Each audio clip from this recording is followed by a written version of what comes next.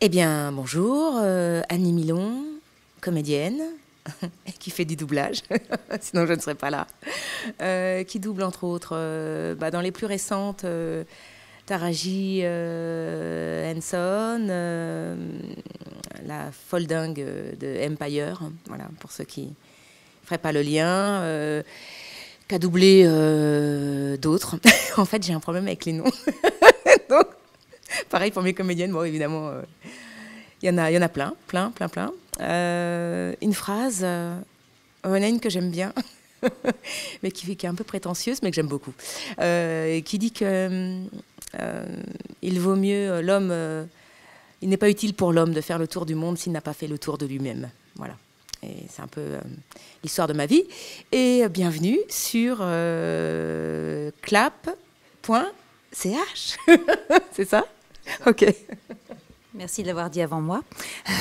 Alors, Laurence Bréheret, je suis comédienne aussi.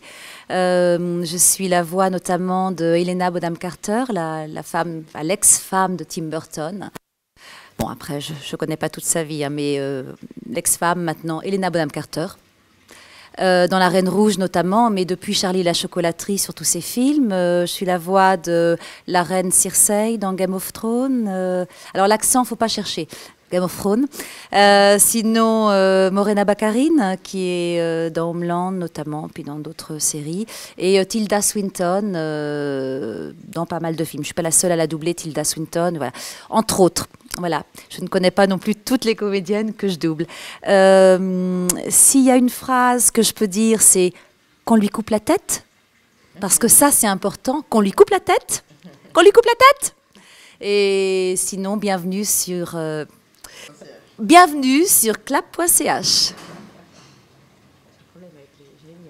Il fallait l'écrire. J'aurais voulu un prompteur. Non, on n'a pas ça. Alors qu'on c'est dommage. On a l'habitude d'avoir un truc, tu sais. Comme nous, Ouais, tu sais, Laurent, c'est le. nous, voilà. Si c'est pas écrit, on ne sait pas. Hein. Ok, alors, Annie Milon, Laurence Bréheret, bonjour. Bonjour. Merci d'avoir accepté cette interview. Donc, je vais vous poser une question. Vous répondrez l'une après l'autre, comme vous avez envie. Vous avez tout à fait la possibilité de me regarder de temps en temps, jeter un petit coup d'œil à la caméra si jamais. Je démarre tout de suite avec cette question. Comment vous êtes arrivé dans le milieu du doublage? Ah, ok. Vas-y. Oh, non, je ne vais pas faire une pause trop longue. Non, c'est pour de ne pas dire de bêtises. Moi, j'y suis arrivée. J'avais très envie de faire de la voix. C'est-à-dire que, ça, aussi bizarre que cela puisse paraître, j'étais une jeune comédienne avec des envies très précises et avec des désillusions qui sont arrivées assez rapidement. Et de toute manière, j'avais envie de faire de la voix parce que je suis une enfant qui a grandi avec la radio. Et j'adore la radio. Donc, j'adore le média qui passe par la voix. Et je ne savais pas que le doublage existait, en fait. Et un jour, je croise un ami de mon mari, comédien, paix à son âme, hein, qui est disparu aujourd'hui, et qui m'explique que voilà, il y a aussi cette discipline dans ce métier qui est de doubler. Et je m'étais absolument jamais posé la question. Évidemment, j'avais vu toutes ces séries à la télé en français, mais voilà. Je ne m'étais pas dit, en effet, c'est une possibilité aussi quand on est comédien. Bref, il y a eu un très, très gros événement il y a fort longtemps qui s'appelle une grève. Et suite à cette grève, eh bien, voilà, j'ai essayé d'aller dans 2-3 studios. Il s'avère que, voilà, il y avait une demande. Il y avait aussi un studio important qui existe toujours. On peut dire les noms des studios, c'est pas tabou. Ok, qui s'appelle Dubbing. Je dis ça parce que c'est l'un des premiers où je me suis rendue, ma tête enfarinée. Et en fait, ça a été assez vite. Finalement, ça a été assez vite, parce que c'est vrai que ce qui m'handicapait pour faire ce métier, pour tourner, à savoir le fait que je sois une femme noire, devenait un avantage. Parce que pour le coup, comme il y a tout un tas de comédiennes américaines, anglaises à l'écran, ça devenait pour eux un moyen mémotechnique de se souvenir. Et puis il y avait une volonté véritablement de faire doubler. Donc je suis arrivée au bon moment. Lucky. Lucky Annie. Moi, j'ai commencé ma carrière à l'École nationale de la Rue Blanche, qui est une école qui est maintenant basée à Lyon. Je ne savais pas non plus, un peu comme Annie, que le doublage existait. Je regardais un peu comme le lait de vache. Je pensais que les vaches produisent du lait toute l'année. Bah pareil, le doublage, je ne me posais pas la question comment en français les choses arrivaient. Et puis quand j'ai eu mes enfants, j'ai rencontré mon mari aussi, Jean-Pascal Kilikini, qui dirige des séries et puis qui est aussi comédien. Et puis, je me suis intéressée au doublage. C'était très pratique d'aller en studio et de pouvoir être le soir avec ses enfants et pas au théâtre. Parce que c'est compliqué quand on a des enfants d'être au théâtre le soir. Donc, j'avais un travail à peu près normal où je travaillais la journée. Et le soir, j'étais chez moi en famille. Et moi, j'ai eu la chance aussi de démarrer à l'époque de Sonodi sur des gros films comme... je dirais c'était Spielberg, Intelligence artificielle ou Minority Report, où là on nous demandait juste d'être comédienne. Donc c'était un peu facile finalement de faire ce travail de doublage. Après, aujourd'hui c'est quand même plus pareil. Enfin peut-être pas en 35, mais en télé ou tout ça, il faut vraiment avoir une belle technique pour pouvoir assurer le travail de doublage de film. Voilà, mais j'ai démarré comme ça et j'avoue que ça m'a plu de pouvoir rentrer dans un studio tout noir, de pas forcément, même si on n'a pas bien dormi et tout, d'être apprêté tout le temps parce que ce métier demande à nous comédiennes des fois beaucoup de travail le matin avant de se présenter à une interview ou à la télé ou à un casting. Et là, le doublage, on est dans le noir, on fait notre travail et c'est merveilleux. Voilà. Et c'est une jolie technique, une jolie... voilà, c'est une belle activité, je trouve pas le mot, mais c'est vraiment très agréable de se glisser de se glisser dans l'autre comédienne, d'être en osmose avec elle. Moi, j'ai adoré ce travail, en dehors du fait que ça paye bien. Non, je rigole. Mais oui, mais contrairement au théâtre, où souvent on ne gagne pas forcément notre vie au théâtre, le doublage m'a permis peut-être de continuer mon métier. Voilà, parce que le tournage, c'est pareil, on ne tourne pas non plus tous les jours. Au théâtre, on en parlera peut-être plus tard. Mais voilà, en tout cas, le doublage a démarré comme ça. D'accord. Non, c'est bon. c'est bon. En tant que femme, comment vous vous sentez dans ce domaine professionnel, donc dans la voxographie? Parce que vous êtes quand même peut-être en minorité en qualité de voxographe. On y va alors, oui, tu as raison, Laurent. On est une minorité, mais comme de toute manière, la minorité existe aussi à l'écran. C'est-à-dire que la plupart des films ou des séries, les héros, sont des héros. Les héroïnes, il y en a, mais il n'y en a pas tant que ça. C'est vrai qu'on reste... le déséquilibre est le même. Maintenant, la bataille, elle est la même, en effet. Il n'y a pas des rôles pour tout le monde. Et en tant que femme, puisque c'était quand même ta question de départ...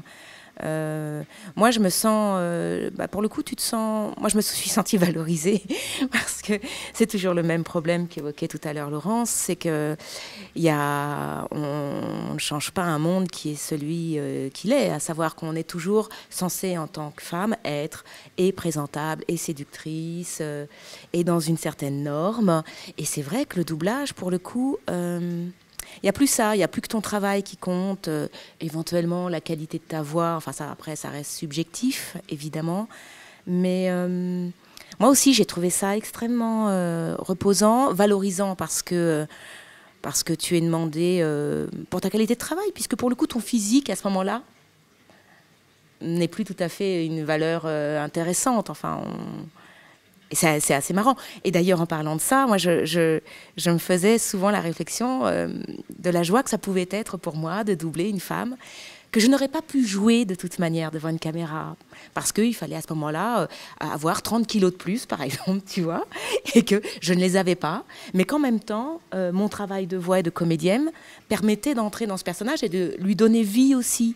Et de me dire, voilà, ça, j'aurais pas pu le tourner parce que physiquement, voilà, je ne corresponds pas, je ne suis pas tout à fait cette femme-là. Et en même temps, mon énergie, mon investissement, mon travail me permet de jouer cette partition. Et ça, c'est assez génial. Maintenant, je ne sais pas si j'ai bien répondu à ta question. Mais en tout cas, je ne serais pas restée dans ce milieu-là si, en tant que femme, c'était un milieu dévalorisant. J'ai envie de te dire, pas plus qu'ailleurs. Parce que être une femme, c'est quand même, comme le disait Laurence tout à l'heure, un boulot, mais un boulot à plusieurs niveaux aussi. de revendication, de positionnement, de choses comme ça. Et je trouve ce milieu pas moins respectueux que les autres, pour le coup. Je vais juste faire une petite parenthèse. Pour l'interview, ce sera le vouvoiement, en fait, juste au cas où. D'accord. Merci. Oui, tu veux bien me préciser. Oui, maître. Waouh. Oui, il suffit de regarder un film. Hein, on s'aperçoit qu'il y a 10 hommes pour 2 femmes. Bon, cela dit, quand elles sont là, les femmes, elles ont du caractère. Voilà, c'est intéressant. Mais moi, j'ai eu la chance aussi de démarrer au départ en faisant beaucoup de dessins animés, voilà, donc j'avais aussi du travail, voilà, je faisais plein de choses. C'est vrai que maintenant, on ne m'appelle plus, je dirais, que pour les comédiennes que je double et pour des rôles alors plus conséquents, plus intéressants, plus importants. Et peut-être moins d'ailleurs, du coup, parce qu'il y en a moins, effectivement, à l'écran, en doublage, en tournage. À part quelques séries comme Desperate Housewives, il n'y a pas tellement de séries ou de films où il n'y a que des femmes, enfin, en général. Il faut que ça change. Mais c'est pas gagné. Non, mais après, voilà, il y a beaucoup de directrices, il y a beaucoup de femmes qui dirigent aussi dans ce métier, qui dirigent les films, qui font de la direction artistique. On a notre place, ça c'est sûr, on a notre place, mais après, bien sûr, il y a moins de femmes dans les séries, dans les films, d'une manière générale, que d'hommes. C'est dommage. Justement, vous travaillez au travers des films, des séries, voire d'autres domaines. Comment vous percevez ces différences au niveau du travail ? Alors je vais commencer. C'est vrai que c'est pas tout à fait le même travail. C'est vrai quand on double une série, ça va vite. Ça va vite. On fait par exemple Game of Thrones. Je crois que c'est 3-4 épisodes par demi-journée. Donc doubler une série, ça va me prendre 5 jours, voire 5 demi-journées. Je ne vois pas le film en entier, je vois que mes scènes avec les autres, ceux qui me donnent la réplique. Et ça va vite. Un 35, ça va vite aussi, parce que là, je viens de doubler Helena Bonham Carter de l'autre côté du miroir de Tim Burton en une demi-journée. Voilà, donc ça va vite aussi. Et c'est vrai que ce qu'on disait, parce que le rôle, elle est folle là, dans Helena Bonham Carter dans La Reine Rouge. Elle m'a épuisée parce qu'elle passe de... Et c'est vrai qu'on se dit, elle a fait ça en 3-4 mois, je ne sais pas le nombre de jours de tournage. Et moi, en une demi-journée, il faut restituer cette folie, Et c'est vrai que c'est épuisant, c'est vrai qu'il faut être là à 100%, c'est vrai que c'est maintenant, c'est pas avant, c'est pas après, c'est tout de suite. Et c'est intense. Il faut faire, voilà, il faut être présent à ce moment et être en forme. Et ça demande, oui, beaucoup d'énergie et beaucoup de concentration. De faire en une demi-journée ce qu'ils ont fait. Eux, ils ont tourné, bien sûr. Nous, heureusement, je ne suis pas coiffée comme la Reine Rouge. Quoique mon mari m'a dit hier que j'y ressemblais de plus en plus parce que le front s'agrandit. Mais bon, ça ne fait rien. C'est bien sûr, c'est beaucoup de travail. Et c'est vrai qu'il y a de la différence entre le travail pour la télé où ça va très vite et au cinéma où on a un peu plus de temps, on a le droit de voir la boucle 1 fois, 2 fois, 3 fois, et rarement on voit les films avant. On travaille de plus en plus vite. C'est pour ça que c'est très difficile pour ceux qui démarrent, parce que nous on a 20 ans de métier derrière nous. Mais voilà, c'est comme tout, je crois qu'aujourd'hui tout va très vite et il faut être performant dans ce qu'on fait. Alors juste pour expliquer aux personnes ne connaissant pas les termes, qu'est-ce qu'un 35 et puis une boucle ? Peu importe qui répond. Alors un 35, c'est un long métrage, en fait. Voilà.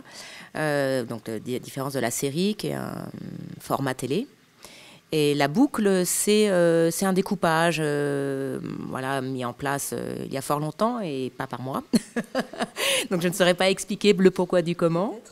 Oui, mes boucles. Oui, mais la boucle, voilà, c'est un temps dans le texte qu'il faut avoir dit, et on a un temps de boucle dans la matinée, dans la journée, selon le rôle qu'on a. C'est une espèce de mesure aussi. Voilà, du film, par rapport à la longueur du film. Voilà, ma réponse technique est pourrie. Elle est très vague. Ce qu'il y a, c'est que oui, peut-être. Juste, je voulais dire, en fait, on est dans une salle de cinéma quand on travaille en 35 souvent et souvent en série sur des télés. Mais on a l'image, on ne sait pas forcément de quoi il s'agit. Et quand une boucle, c'est-à-dire que le texte défile, ça va correspondre à peut-être 3-4 phrases. Et on la regarde en VO, en anglais ou en américain, ou en espagnol ou en allemand. Et on la regarde une fois et on la joue tout de suite. Donc il ne faut pas que ce soit trop long, parce que par exemple, on ne va pas regarder une demi-heure de film. Bon, on y va, voilà. Non, on regarde 30 secondes, une minute parfois, on voit son rôle et on le joue derrière. Donc ça va assez vite. Voilà, une boucle correspond effectivement à entre 30 secondes et une minute de film, d'image et de son.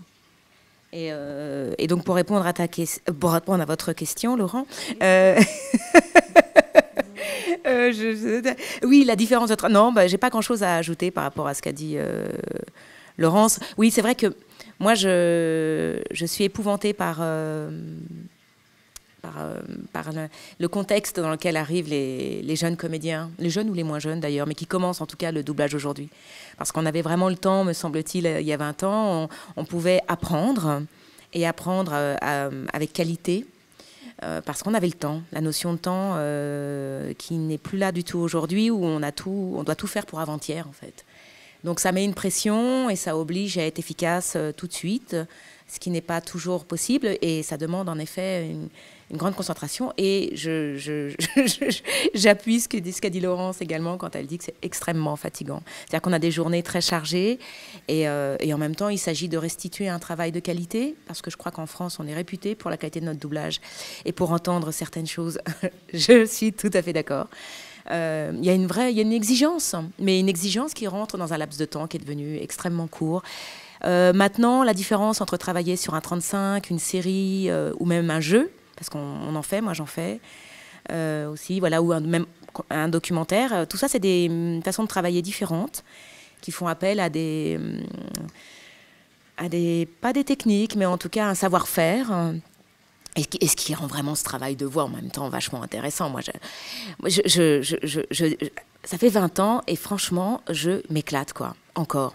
Pourtant, les conditions sont vraiment moins sympas, mais les gens avec lesquels je travaille, ça arrive quand même très rarement que ça se passe mal. C'est vraiment, je dirais même... Oui, on a une chance inouïe d'être toujours heureuse, heureux d'être appelé et d'aller découvrir un film, de prêter notre voix. C'est formidable.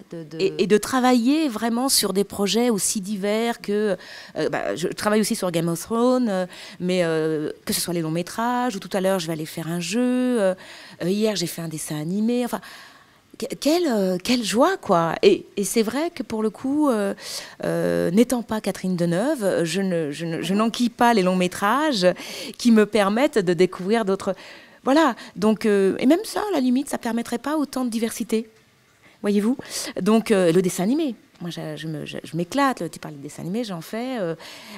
C'est aussi une façon de travailler, alors parfois plus extrême. On fait peut-être parfois dans moins de subtilité, mais pour le coup, on traverse aussi des étapes vachement drôles, intéressants. Donc tout ça, ce sont des domaines différents, mais aussi enthousiasmants. Voilà. C'est vrai qu'on a beaucoup de chance là. Moi, j'ai le prochain Woody Allen aussi qui arrive, que je vais doubler, et c'est vrai que c'est toujours, on est toujours heureuse d'aller découvrir, et on a beaucoup de chance, c'est vrai. La seule chose, je dirais que peut-être on regrette, c'est finalement de peut-être pas travailler plus, parce qu'il y a beaucoup de travail qui est parti. Notamment en Belgique, on peut le dire, il y a beaucoup de travail qui est parti de France, et c'est vrai qu'on le regrette un peu parce qu'on a moins du coup voilà. Mais pour dire aussi que là, moi j'ai tourné dans Profilage là, pour TF1, j'ai pu tourner dans diverses séries françaises, et il y a des fois je me dis finalement j'ai presque plus de plaisir à doubler qu'à jouer une série. Voilà, parce que c'est vrai que c'est pas la même chose quand on double Game of Thrones et puis qu'on joue, je crache pas du tout sur ça, mais dans Joséphine Ange Gardien, mais c'est vrai que c'est des univers complètement différents, mais j'ai autant de plaisir à effectivement faire un doublage que faire un tournage ou jouer au théâtre aussi, qui est encore différent. Voilà. Avec toutes vos expériences, donc toujours dans le milieu du doublage, de la voxographie, quels sont vos meilleurs souvenirs?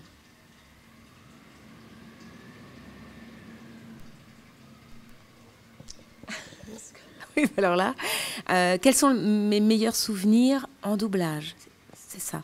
Alors moi, ça va être l'un de mes premiers souvenirs. Tu t'évoquais tout à l'heure l'époque de Sonodi, il y a 20 ans. Vraiment, j'avais peu d'expérience et j'ai réussi les essais pour un film qui avait eu la Palme d'Or à Cannes, qui s'appelait Secrets and Lies. Et c'était le rôle principal. Et non pas que ça a été le rôle le plus extraordinaire, c'était un très, très joli rôle. Mais surtout, c'était un des premiers, voyez-vous. Et j'étais très impressionnée. Et c'était dans des conditions,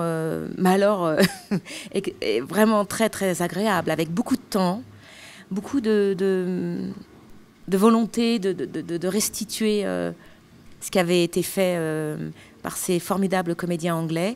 Et j'en garde, c'est vraiment ma Madeleine de Proust, quoi. Parce qu'aussi, ça correspond aussi à une époque qui n'existe plus. Sans vouloir faire la nostalgique et la vieille de service, hein. Pardonnez-moi, mais c'est vrai qu'il y avait un temps qui me semble aujourd'hui infini quand je vois les délais qui nous sont donnés aujourd'hui sur des produits, en plus qui sont tout aussi importants. Moi, c'est pareil, sur le dernier James Bond, ça reste quand même toujours... Il y a le temps, mais bon, on sent quand même une pression plus grande. On est moins laissé entre artistes. On sent plus le staff au-dessus, tout ce qui est contingence, marketing, des choses comme ça, qui viennent nous impacter dans notre travail et que je regrette vivement. Et on est moins protégé dans la bulle purement artistique qui était celle-ci à l'époque, vraiment. Après, les autres souvenirs, j'en ai plein.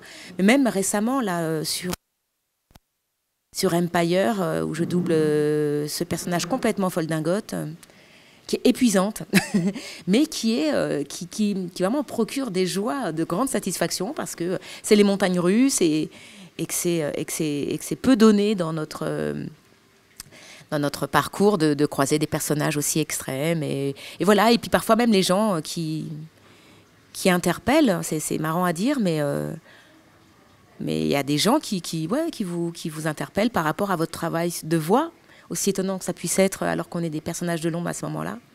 C'est satisfaisant. Mais il y en a plein, je ne saurais pas tous les nommer.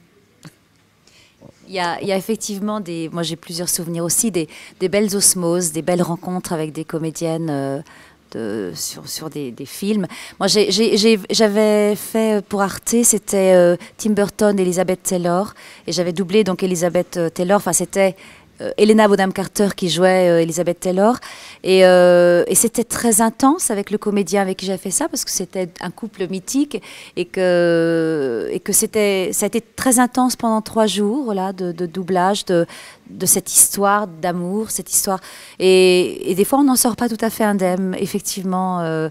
Comme un tournage, voilà, on est un peu, on se dit non, ça va, c'est du jeu, mais des fois ça nous emporte, et ça m'a emportée, voilà. Je dis pas que ça m'a presque pas forcément rendue heureuse, parce que ça m'a beaucoup, voilà, j'ai donné beaucoup de moi, je pense, dans ce personnage, de cette histoire d'amour, forcément, parce qu'on donne de soi aussi dans le doublage. On n'est pas seulement des voix, on est d'abord des comédiens, et on joue avec nos sentiments, même si il faut se glisser dans la façon de jouer de l'autre, dans ses émotions, dans son rythme de voix, mais c'est quand même nos émotions. Si la comédienne pleure, on pleure. Si elle est en colère, c'est notre colère. Et c'est vrai que des fois ça va chercher loin, comme quand on est au théâtre, comme quand on est... Alors le deuxième souvenir que j'ai, c'est avec Bruce Willis, mais la voix française de Bruce Willis, qui est Patrick Poivet. C'était au tout début de mon travail en doublage.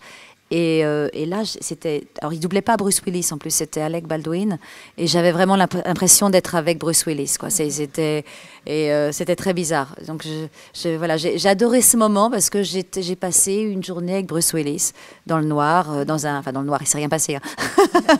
Patrick, tout va bien. Non, mais voilà, j'étais très impressionnée par la décontraction, le talent, la détente et l'humour de Patrick Poivet. Voilà, après des souvenirs, j'en ai chaque jour. Chaque jour, quand je vais aller sur Game of Thrones, là, je sais que ça va être une journée, voilà, où on va, comme dit Anis, les gens avec qui on travaille, ce sont des amis, ce sont des gens, on est là pour un produit et voilà, c'est toujours des moments intenses et forts. Alors justement, comment se passe une journée typique lors d'un enregistrement? Alors, on arrive le matin ou l'après-midi, parce que c'est rarement des journées. Enfin, des fois, c'est des demi-journées, puisqu'on nous prend, par exemple, sur Alice au Pays des Merveilles, enfin, de l'autre côté du miroir. Je me suis fait toute seule. Je me suis doublée. Il n'y avait que moi. Parce que c'est pas mixé forcément en France, donc on fait une piste. Ce qui est difficile aussi, c'est qu'on n'a pas de réplique. On est tout seul avec son personnage. Et bon, maintenant en télé, on a quand même une réplique, mais en général, donc c'est des demi-journées ou des journées, ou des fois c'est 1 heure. On arrive, on fait puis voilà, on a fait notre journée et comment dire, bah voilà, on arrive, on dit bonjour, on prend un petit café, on salue les copains parce que c'est souvent que des copains et des copines, on parle, et là, à un moment donné, il dit, bon, il faut qu'on travaille. Donc, on regarde la boucle, on regarde et voilà, et ça va, dans le travail, ça va vite. C'est vrai qu'on est assez, voilà, on ne prend pas de temps à répéter. On y va, on travaille, on est là, et des fois, en 2-3 heures, on a fait, voilà, notre travail. Donc voilà, puis après on dit au revoir, on repart dans les bouchons, on met des fois 2 heures à rentrer chez soi et on a mis 4 heures de transport en commun ou en voiture pour aller travailler 3 heures dans un studio. C'est la vie parisienne. Oui, voilà, je ne sais pas tellement quoi ajouter d'autre. Des fois même on peut, par bonheur, quand ça arrive, accumuler 2 studios différents dans la journée, puisque en effet, souvent ça se scinde en demi-journée, et c'est ça qui est rigolo, c'est que le matin on va intervenir sur une série ou un film dramatique, et puis l'après-midi on va faire un truc complètement fou, comique, drôle, ou pas. Mais oui, voilà, il n'y a pas tellement d'autres choses qui se passent, si ce n'est on arrive, on ne sait pas sur quoi on va travailler la plupart du temps, on le découvre, et c'est ce qui fait que l'expérience et la technique intervient et fait que la magie fonctionne. Voilà. Comme vous l'avez dit respectivement, toutes les deux, vous travaillez sur la francisation de la série Game of Thrones. Comment est votre entente pendant que vous travaillez? Alors, entre nous. Et en fait, alors, le gros, voilà. Et ben voilà, moi je ne savais pas que tu faisais Cersei. Oui. Et toi, j'aimerais bien, parce qu'à chaque fois que je dis aux gens, devine, eh bien, c'est là que je me dis que notre chef de plateau est un super chef de plateau, parce qu'à chaque fois, les gens devinent qui je suis. Laurent Datas, qui dirige la série, voilà. Je le cite quand même. Et Laurent, on t'embrasse, m'a mise sur La Sorcière Rouge. Moi, le problème, c'est que doublant cette série depuis 6 ans, je ne la regarde pas. Donc j'arrive, je ne fais que mon rôle. Je suis totalement chauvine et égoïste dans ce truc-là, parce qu'il n'y a que moi qui m'intéresse sur ce rôle-là. Et franchement, je ne rentre pas chez moi pour regarder la série. Donc je ne sais même pas qui est la... Ce n'est pas du tout une gentille femme. C'est une folle. C'est une vraie psychopathe. Mais époque Game of Thrones. Et en fait, voilà, c'est ce que disait tout à l'heure Laurence, c'est que c'est vrai que comme vous devez le savoir, c'est une série où les personnages en fait interagissent souvent avec les mêmes, hein, puisqu'il s'agit de pays différents, d'aventures individuelles différentes. Et donc c'est vrai que c'est rare que tout le monde se croise ou se connaisse, loin s'en faut. Et donc la mienne, entre autres, qui est l'ombre du roi nanana. Voilà, on va laisser passer le monsieur. Marc, ça tombe bien, il passait pile poil au moment où je ne me souvenais pas le nom du roi. Merci. Et tout ça pour dire que moi, quand je viens sur le plateau, en effet, comme le disait tout à l'heure Laurence, mon personnage est plus modeste en termes de temps, de présence. Donc moi, je viens, voilà, je reste rarement une demi-journée même.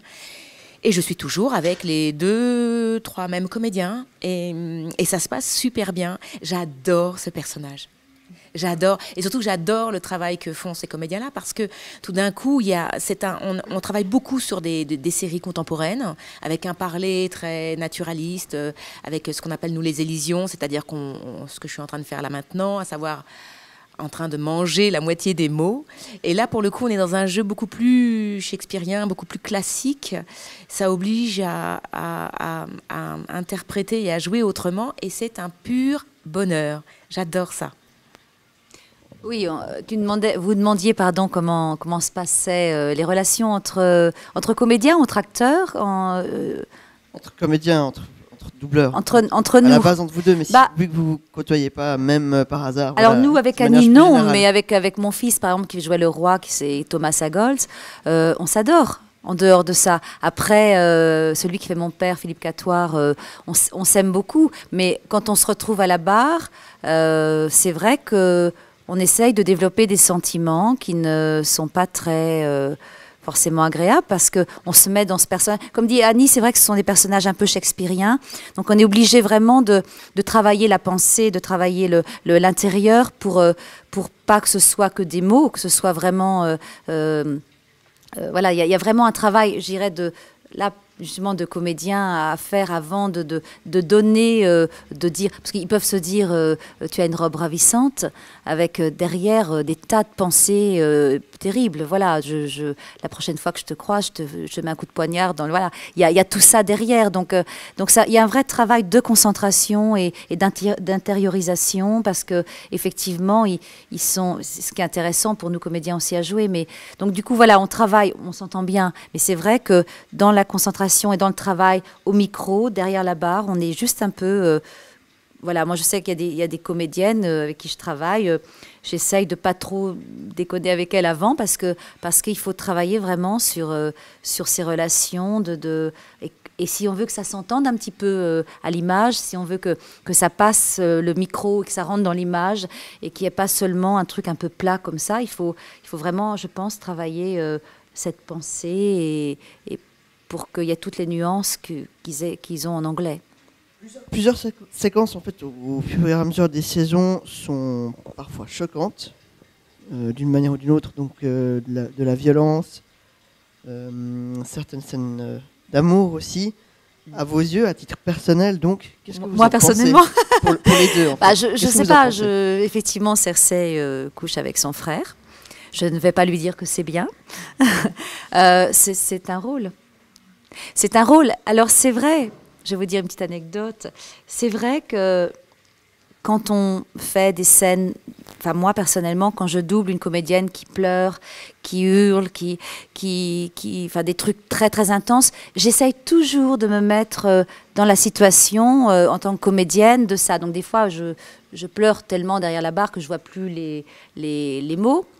Mais quand on joue des scènes d'amour, et dans Cersei, j'en ai eu quelques-unes, je ne peux pas dire que je me mets dans un état similaire à la comédienne, et je ne pense pas qu'elle non plus le fasse. C'est vrai qu'il y a une espèce de tricherie qui se fait en tant que comédienne, où effectivement, ce ne sont là peut-être que du jeu, mais du jeu qui est...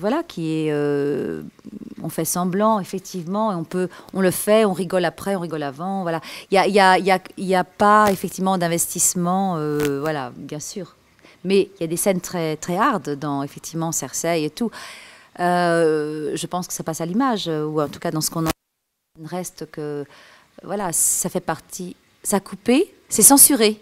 La télé suisse censure les scènes de baise de Game of Thrones. On peut le dire ou pas?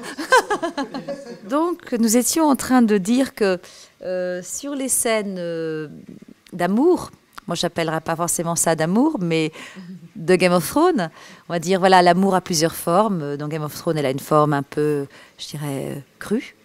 Et donc cette femme, Cersei, qui couche avec son frère, même s'il est très beau, son frère, c'est quand même son frère. Hein, voilà, il est très beau, il est très très beau. Mais voilà, après, je disais que voilà, quand on tourne des scènes comme ça, c'était quoi la question? Je ne me souviens plus.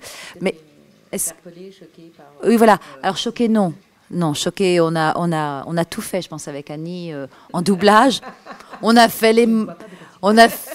fait. C'est ça qui est génial, c'est que on peut se permettre de tout faire. On est dans le noir derrière un micro. Voilà, on n'est pas nu dans un lit. Je tournerai pas forcément ces scènes. Je les double. Voilà. Après, oui, on a fait des morts vivants. On a tout fait. On a tout fait en matière de jeu. Voilà, c'est ça qui est génial en doublage. Rien ne nous choque. Rien ne nous choque et rien ne nous effraie. On peut tout faire.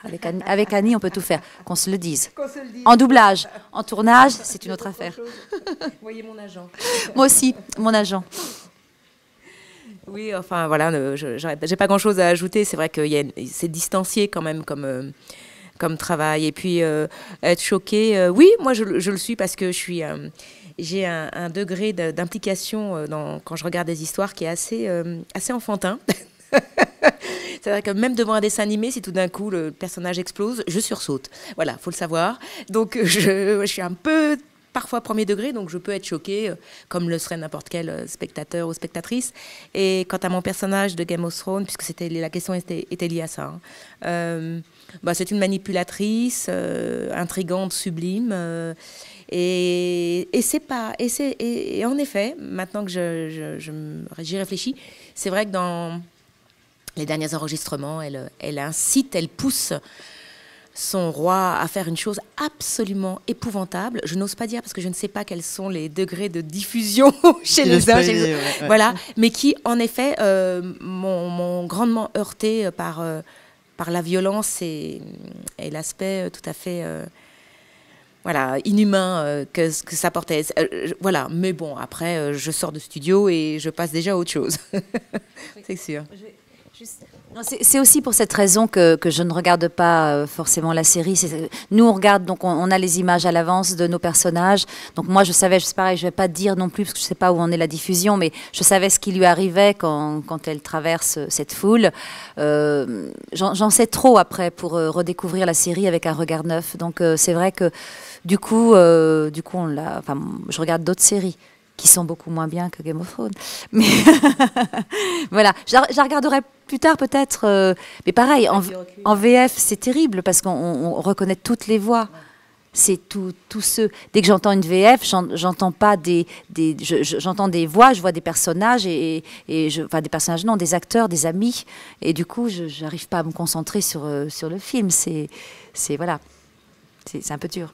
Donc toujours dans la thématique de Game of Thrones, est-ce qu'il vous est arrivé de lire les livres? Est-ce que vous avez les livres? Personnellement, je ne sais pas lire. Donc je ne lis pas.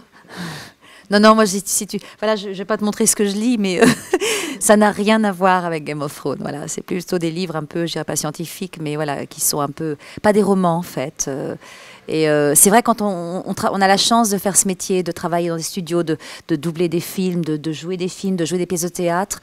Enfin, moi, personnellement, c'est vrai que je lis pas forcément des choses, Game of Thrones encore moins, parce que voilà, on vit pas Game of Thrones, on s'habille pas Game of Thrones, on mange pas, on a une vie après et avant Game of Thrones. Mais voilà, moi j'ai pas lu Game of Thrones, ni Harry Potter, ni Musso. Je sais même pas qui c'est Musso. Et non, moi non plus. Je n'ai pas lu. Je ne suis pas très. Pour moi, c'est dans le monde de l'heroic fantasy. Je ne sais pas si c'est juste de le classer comme ça, mais je ne l'ai pas lu et je trouve ça très bien. Je me contente de la série. Voilà, ça me convient bien, quoi. En dehors de votre métier de voxographe, qu'est-ce que vous faites professionnellement? Votre métier de voxographe, de doubleuse. Alors, moi, je fais j'exploite d'autres domaines en tant que comédienne. C'est-à-dire que je suis au théâtre, je tourne. Enfin, là, j'ai tourné 2 années de suite une petite série pour TF1. Et puis voilà. Et sinon, à côté de ça, j'ai d'autres activités qui n'ont absolument rien à voir. Alors, j'ai fait une formation de naturopathe que je n'applique pas au quotidien professionnellement parce que ça ne m'intéresse pas dans ce cadre-là. Mais voilà, dès que je l'applique dans ma vie, dans la vie de ma famille, quand mes amis ont besoin de conseils, c'est très volontiers. Et voilà, et je fais une autre formation, mais qui me semble tellement proche du métier de comédienne, qui est plus une formation psy, que j'ai l'intention pour le coup d'appliquer peut-être en 2e partie de vie ou 3e partie de vie, et qui concerne les constellations familiales, mais ça sera une autre émission. Qu'est-ce que la constellation familiale? En tout cas, voilà, c'est une thérapie systémique voilà, pour venir en aide aux gens aussi. Voilà. Oui, effectivement, quand on est comédien, on travaille sur la nature humaine. On travaille sur l'humain, on travaille sur les émotions, on travaille sur le physique. Voilà. Et, enfin, moi, en tout cas, je me suis jamais détachée de cette envie de comprendre comment fonctionne l'humain. Voilà, je dirais c'est ma. Alors, ça va du cerveau, ça va de l'humain dans ce qu'il a, dans la maladie, dans la bonne santé. Voilà. Et ça fait 30 ans que je m'intéresse à ça. Donc, à côté, je suis comédienne de doublage, bien sûr, puisque c'est le thème de l'émission. Je suis comédienne de théâtre, beaucoup, puisque j'ai fait cette école nationale de théâtre. Alors, je ne dirais pas que j'en ai fait le tour, mais je dis, il y a un moment donné, j'ai été comédienne aussi de télé, puisque je tourne dans des séries françaises, donc prochainement Profilage. Je ne sais pas si ça passe en Suisse, Profilage, ou pas. Je crois pas que la RTS ait acquis les droits, je suis pas sûre. Bon, voilà. Clem, j'ai fait un truc dans Clem aussi. Enfin, bref. Oui, ça c'est bon. Et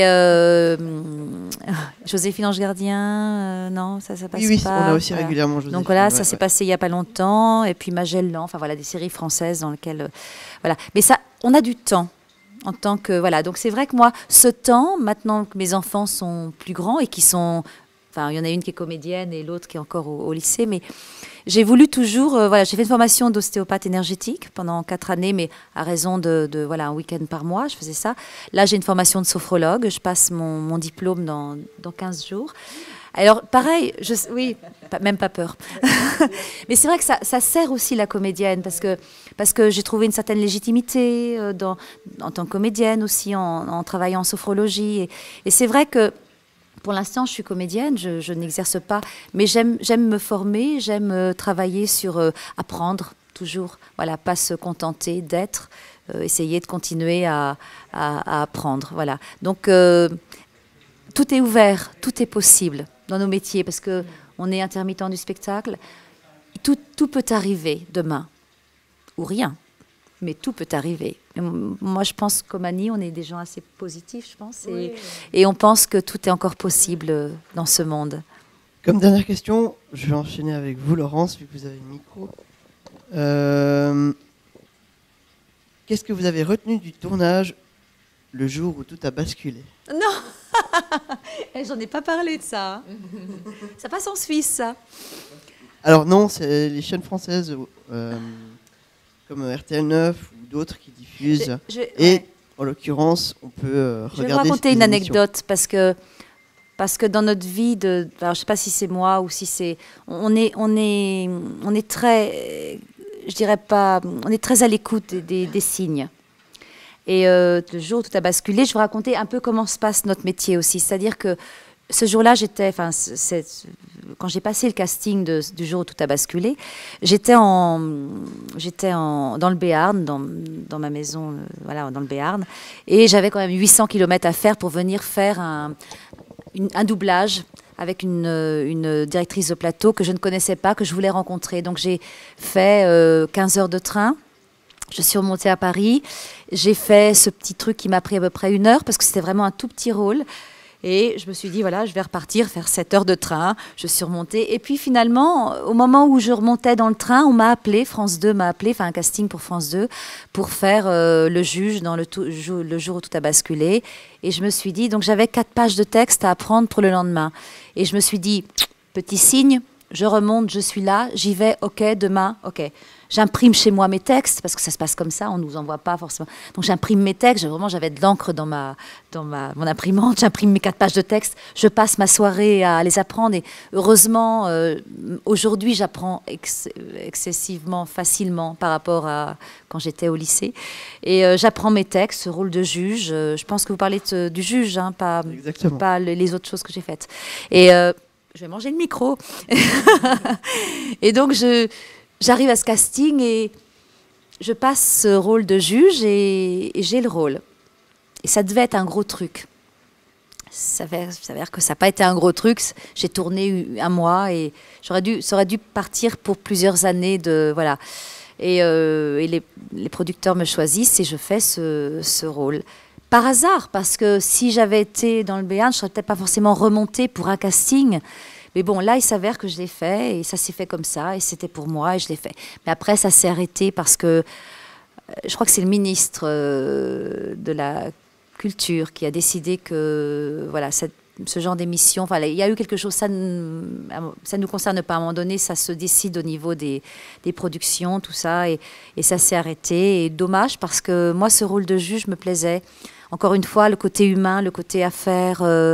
Voilà. Après, il y avait beaucoup de travail encore là, beaucoup de textes à apprendre. Je trichais un peu, j'avais un peu mon texte comme ça, et en tant que juge, j'avais le droit de pouvoir le regarder et le lire. Mais voilà, ce jour où tout a basculé, rien n'a basculé dans ma vie pour moi ce jour-là, si ce n'est que j'ai cru que j'allais pouvoir enfin avoir quelque chose qui, voilà, parce que c'est difficile dans nos métiers de toujours se remettre en question, toujours passer des essais, toujours être au top, toujours, voilà, il y a des moments où on aimerait bien qu'on nous appelle un peu plus souvent et qu'on n'ait pas toujours à prouver, toujours à passer des essais, toujours, voilà. Là, j'avais quelque chose qui marchait bien, bon, ça a duré 1 mois, ça n'a pas duré 10 ans comme certaines séries, voilà. Voilà mon histoire passionnante. Annie, vous n'allez pas non plus y échapper au côté flashback. J'ai peur. J'ai plein de trucs, moi. Oui, aussi, effectivement. Gros dossier. Vous avez un passé, en fait, en qualité de présentatrice sur une chaîne nationale française. Quels sont vos souvenirs? Alors, racontez-nous. Alors, Laurent, j'étais minot. J'avais 20 ans, je crois. J'avais 20 ans, je ne savais même pas. Alors, on m'appelle un jour, pardon. Donc, j'étais speakerine, une des dernières speakerines à Antenne 2, puisque c'était le nom de l'époque. Et je revenais d'un tournage en Afrique, où j'ai tourné j'ai tourné pendant 2 mois un long métrage. Et mon agent m'appelle et me dit: est-ce que tu voudrais rencontrer Jacqueline Joubert, la grande dame de speakerine, et puis qui s'occupait du programme jeunesse. Enfin, c'était quelqu'un d'important à l'époque pour un poste de speakerine. Et alors j'ai ri parce que d'une part j'avais 20 ans, j'étais jeune comédienne, je n'avais absolument pas envisagé de faire ça, et je ne savais pas qu'il y en avait encore, puisque déjà je regardais peu la télé, je regardais plus la télé à cette époque-là. Donc voilà, donc je rencontre cette grande dame qui était vraiment un personnage de caractère, femme extraordinaire. On est tombés en amour, je crois pouvoir dire, toutes les deux. Elle m'a fait passer un essai sur une fable de La Fontaine. Et voilà, et j'ai commencé, et tout ça est passé à une vitesse, enfin, vraiment c'était assez incroyable. Je me retrouve devant cette caméra à présenter les programmes.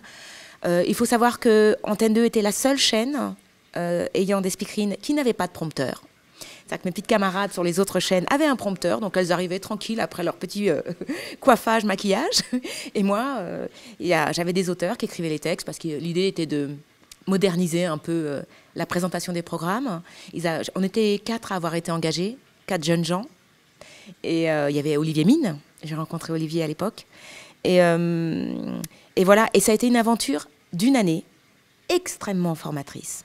C'est-à-dire que regarder une caméra dans les yeux, même plus peur depuis, parce que quand on fait du direct devant des millions de gens, le matin, le soir, à minuit, à midi, autant vous dire que... Faut être jeune, faut être fou, faut être inconscient. Je me suis panée 2-3 fois, j'ai eu des fous rires 2-3 fois. J'étais avec une équipe, j'étais vraiment dans un blocos en plus. J'étais à la régie finale. Il faut savoir que la régie finale, dans une télévision, c'est le lieu où il faut et des cartes et des magnétiques et des machins pour y entrer, parce que c'est le nerf de la télé. En tout cas à l'époque, je pense que c'est toujours le cas. Et donc j'étais seule avec des techniciens qui étaient des hommes charmants. Enfin, c'était magique, et en même temps, quand ça s'est arrêté au bout d'1 an, j'étais absolument ravie, parce que c'était pas ce que je voulais faire. Ça m'avait appris. Après, j'ai pu rebondir, présenter d'autres émissions comme ça, de façon ponctuelle, pour le câble, des choses, même pour une chaîne africaine. J'ai présenté des émissions musicales. Et voilà, tout ça a enrichi mon travail, comme le doublage, en fait, qui a enrichi aussi mon travail de comédienne. Mais c'était tout à fait inattendu. Ça m'a enrichi. C'est-à-dire que j'avais 20 ans et je gagnais très très bien ma vie. Donc ça aussi, c'était pas rien. Et puis, j'étais vue, reconnue dans la rue. Les gens m'appelaient pour être habillée. Enfin, très bizarre. Très très bizarre. Merci de me le rappeler, ça me met en joie. Merci Laurent. C'est juste, je vais rajouter une petite anecdote. C'est vrai que ce métier est difficile aussi parce qu'on a des moments de mise en lumière comme ça, très, très forts. Alors maintenant, voilà, on n'est pas Catherine Deneuve. Enfin, quoique moi, je... un peu. Surtout toi. Mais on a des vrais moments de mise en lumière. On arrive sur un tournage, on est chouchouté, voilà, on nous tient le parapluie, et puis heureusement qu'il faut garder. Moi, j'ai ça à ma fille qui a 18 ans et elle le sait parce que l'autre fois elle tournait, elle dit mais je peux tenir le parapluie, et le gars lui dit mais et moi je suis payée pour ça, si je te tiens pas le parapluie. Ah d'accord, bon bah tiens le parapluie. Mais voilà, on a des moments de mise en lumière et puis des moments où on est, je dirais pas SDF, mais où on est là, plus rien. Parce que les gens nous appellent pas. Et c'est voilà, au regard de ce métier. Et il faut être extrêmement solide dans sa tête pour faire ce métier, mais que ce soit nous ou que ce soit même les acteurs, je dirais, reconnus. Il y a des moments où il faut avoir une vraie vie intérieure, une vraie vie extérieure avec peut-être des amis, une famille, des enfants, enfin, ou voilà, ou en tout cas des amis, mais un milieu social qui nous, voilà, parce que c'est extrêmement difficile on existe que par rapport à l'autre, beaucoup par rapport à l'autre. L'être humain a besoin de réseaux sociaux, de contacts, d'échanges, et des moments où on peut être très très seul dans ce métier, et des moments où on est aussi très très seul, mais entouré dans la lumière et tout. Donc c'est pour ça que peut-être Annie, je sais que c'est une belle personne aussi, et voilà. Mais c'est vrai, et sur scène, ça se voit, parce que moi je l'ai vue sur scène, c'est une très belle comédienne, et c'est un vrai travail, effectivement, doublage, théâtre, mais c'est un vrai travail sur l'être humain, avec la matière humaine. Parfait, merci beaucoup. On va juste clôturer, Annie. Donc moi, c'est Annie Milon, comédienne, qui officie beaucoup dans le doublage. Je double des comédiennes comme Jennifer Lopez. J'ai doublé les débuts d'Angelina Jolie, parce c'est plus le cas aujourd'hui. Yada Pinkett Smith, enfin tout un tas de formidables comédiennes. Et je vous souhaite la bienvenue sur clap.ch.